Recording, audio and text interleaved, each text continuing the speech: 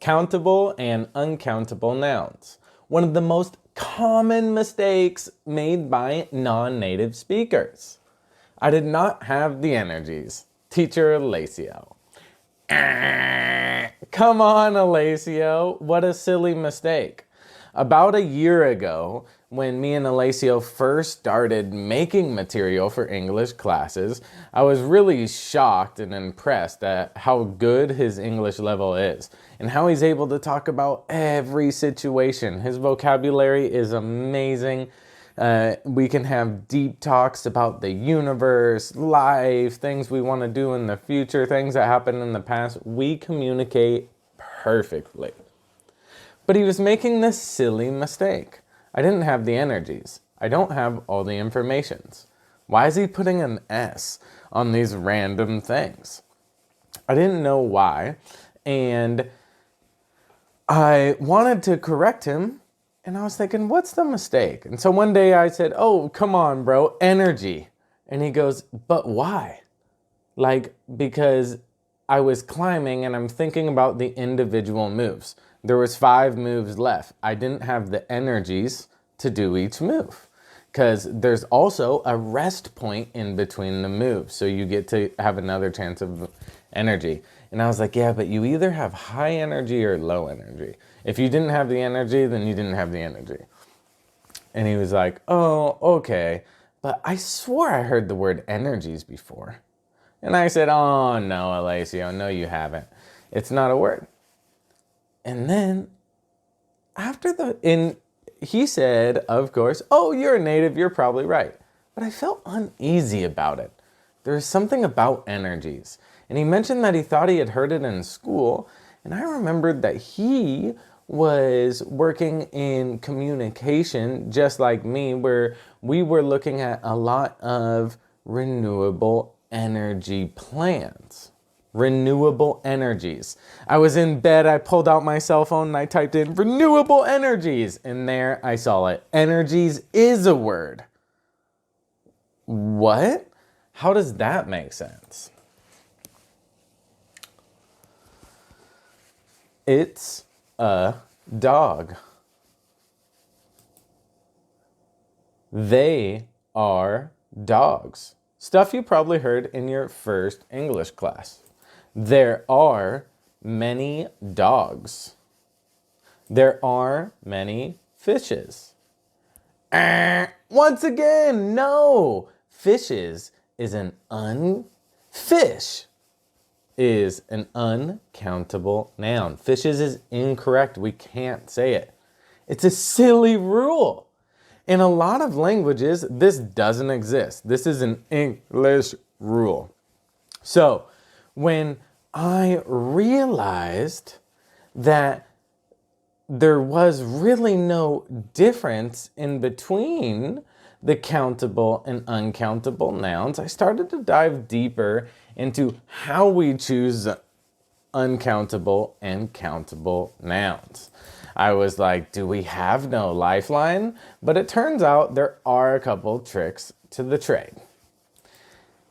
Here are some of my favorite uncountable nouns.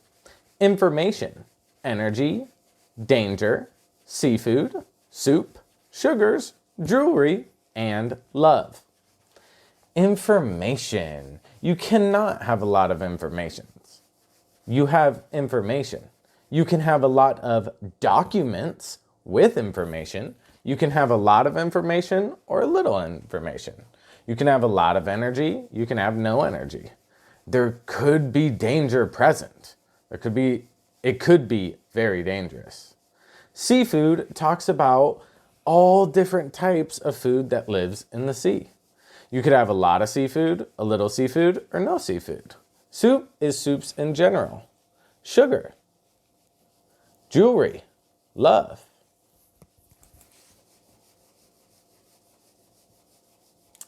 Ok, bienvenido a mi clase de español. ¿Qué es esto? Es un coche.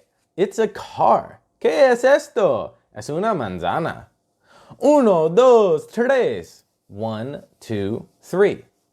In Spanish, we say es un coche. It's a car.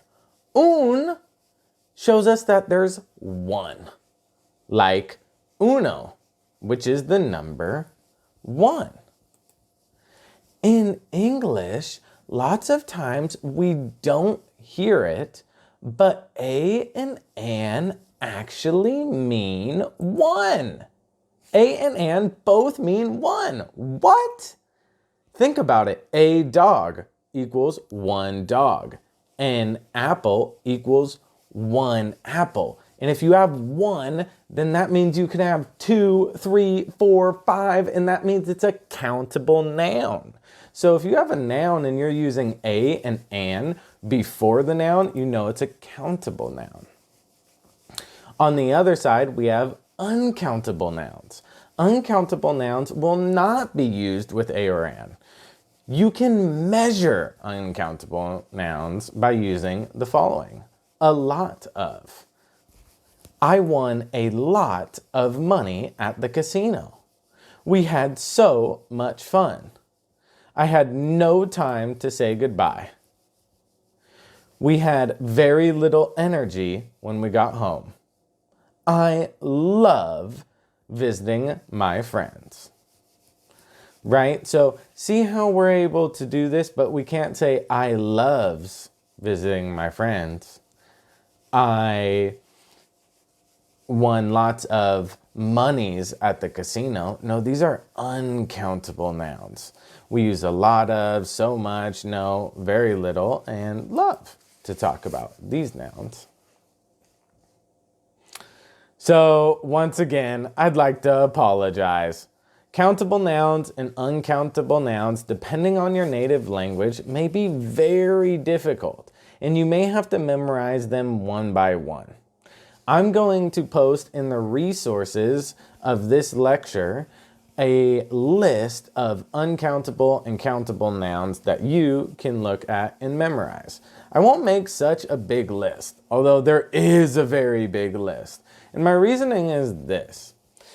I don't want you guys to sit in your room looking at cards of uncountable nouns thinking that that's going to help you be a fluent English speaker. Sometimes, rather than drilling yourself on the grammar rule and trying to fight with all the irregulars and then broken rules, it's a problem with my language that we break so many rules and we have to learn them one by one. Well, rather than trying to learn by the book, how about learn in the streets? Go ask somebody out for coffee, talk to a native speaker, watch movies, and notice each time you see these countable and uncountable nouns.